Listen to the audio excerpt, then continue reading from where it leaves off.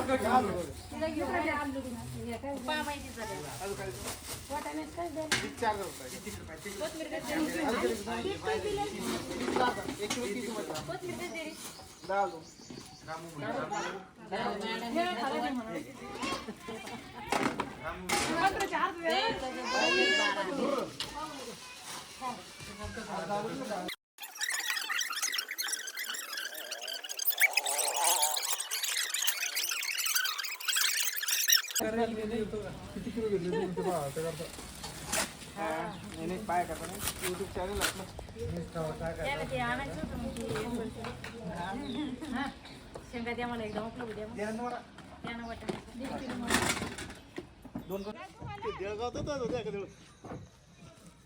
कांद्यावले टमाटे कोथिंबीर मिरच्या वाटाणावले भाजीपाल्यावले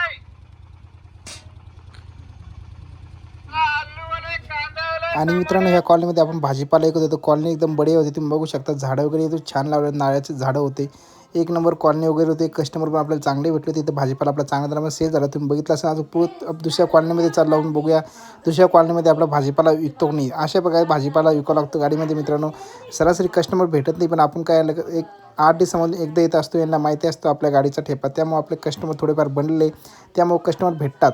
तुम्ही बघू शकता एकदम झाडं वगैरे असे छानसे लावले होते, एकदम मनोरंजन वातावरण होतं. तुम्ही बघू शकता. मिरच्या वाटाणावले भाजीपाल्यावले.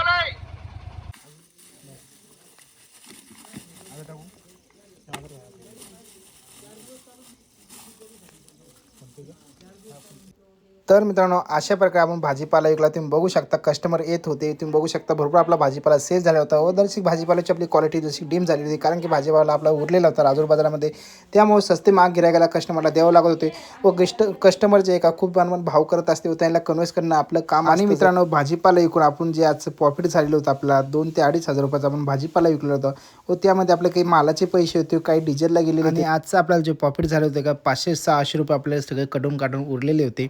तर मित्रांनो अशा बघा भाजीपाला विकत असतो आपण, भाजीपाला व्यवसाय करत असतो. तर कसा वाटला व्हिडिओ तुम्हाला कमेंट नक्की सांगायला विसरू नका व असेच व्हिडिओ पाहण्यासाठी पण आपल्या यूट्यूब चॅनलला सबस्क्राईब करायला विसरू नका. चला मग निघतो आम्ही घराकडे. आता वाजले संध्याकाळचे 8 नाईटपर्यंत आम्ही भाजीपाला विकले होता. पुन्हा भेटूया अशाच नवीन व्हिडिओमध्ये. जालना कर.